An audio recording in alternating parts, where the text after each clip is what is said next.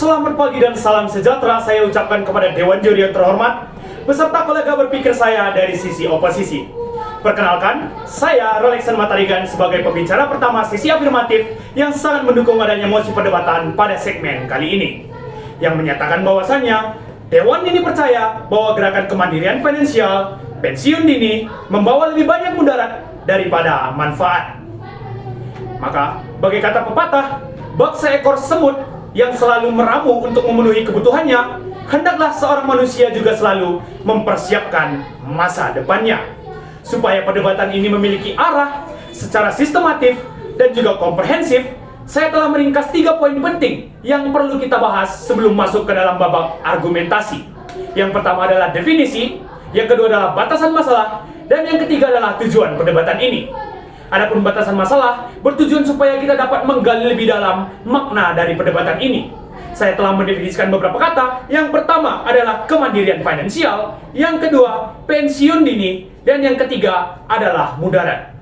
Kemandirian finansial merupakan suatu artian seseorang individu dapat mengatur serta juga mengelola arus kasnya secara mandiri. Dan yang kedua, pensiun dini. Pensiun dini dapat diartikan sebagai pemutusan hubungan kerja lebih awal daripada waktu yang seharusnya ditetapkan.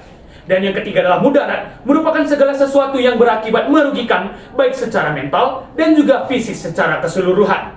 Supaya perdebatan ini memiliki arah dan batasan, saya telah meringkas 2 batasan masalah penting yang sekiranya dapat menjadi acuan dalam argumentasi serta perdebatan ini. Yang pertama, apakah pensiun dini merupakan suatu keputusan rasional yang menjanjikan di masa yang akan mendatang?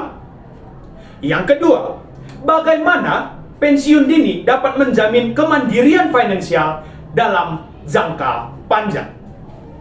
Supaya perdebatan ini memiliki arah, saya telah membuat tujuan dari perdebatan ini yang menyatakan agar kita dapat lebih memahami apakah pensiun dini dapat menjamin kemandirian finansial dalam jangka panjang.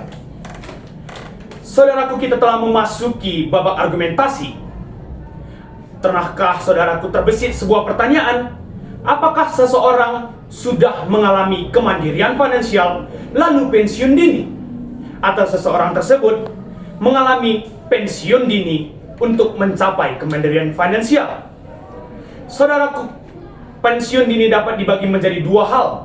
Yang pertama adalah pemutusan hubungan kerja secara keputusan seorang individu. Dan yang kedua adalah PHK atau pemutusan hubungan kerja, yaitu salah satu kebijakan dari perusahaan.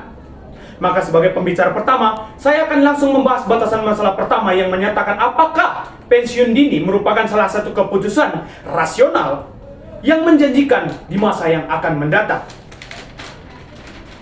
Saya memiliki sebuah pernyataan.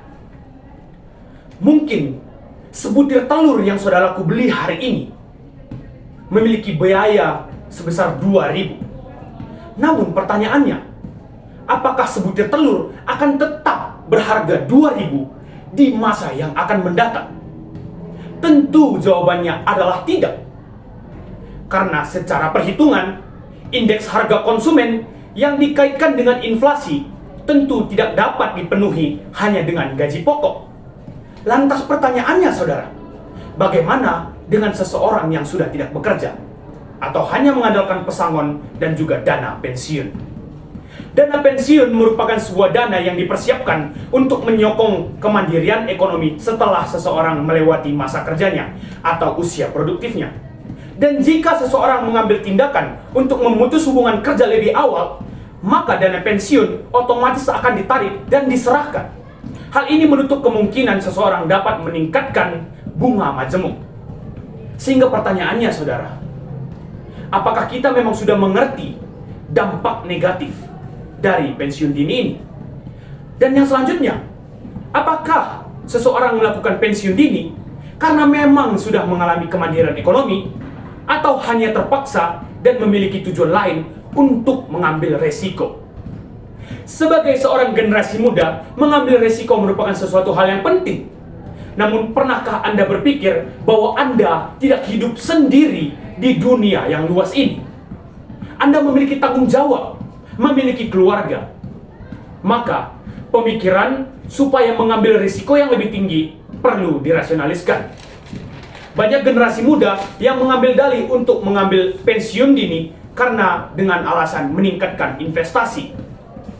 Namun, menurut data yang saya peroleh, yaitu menjadi sebuah pengetahuan umum, bahwa ada sistem yang dinamai sebagai DCA atau Dollar Cost Averaging, yaitu merupakan sebuah pernyataan, yaitu adalah pencicilan investasi.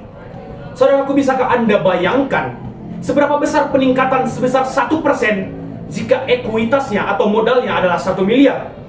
Dan seberapa besar pula peningkatan 1% dalam ekuitas dan modal 1 juta? Ini merupakan suatu hal yang perlu dipertimbangkan. Maka setelah membahas poin masalah pertama, kita akan memasuki batasan masalah yang kedua, yang menyatakan bagaimana pensiun dini dapat menjamin kemandirian finansial dalam jangka panjang. Dalam jangka pendek, kemandirian ini memang dapat tercapai, serta juga pensiun dini memang menjanjikan beberapa pesangon serta juga dana yang besar dalam jangka pendek. Namun jika kita tarik ke dalam jangka panjang, tentu ini merupakan sebuah hal yang sangat kurang. Jika kita hitung dari sisi indeks harga konsumen, tingkat inflasi di Indonesia sangat tinggi. Namun pertumbuhan perekonomian cenderung kalah dengan tingkat inflasi. Maka saudaraku bisa bayangkan apa yang akan terjadi jika seorang yang bekerja saja tidak bisa memenuhi kebutuhannya. Lantas bagaimana dengan orang yang sudah tidak bekerja dan hanya mengambil resiko? Ini merupakan sebuah pernyataan yang sangat perlu dipertimbangkan serta juga dipikirkan ulang sebelum mengambil sebuah keputusan yang sangat esensial dan penting seperti ini.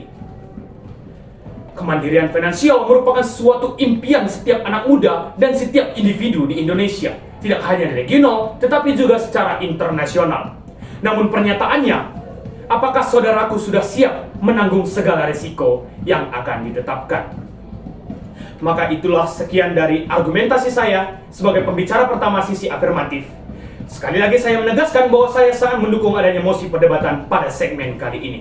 Wassalamualaikum warahmatullahi wabarakatuh. Shalom, Om Swastiastu, salam kebajikan, Namo Buddhaya. Terima kasih.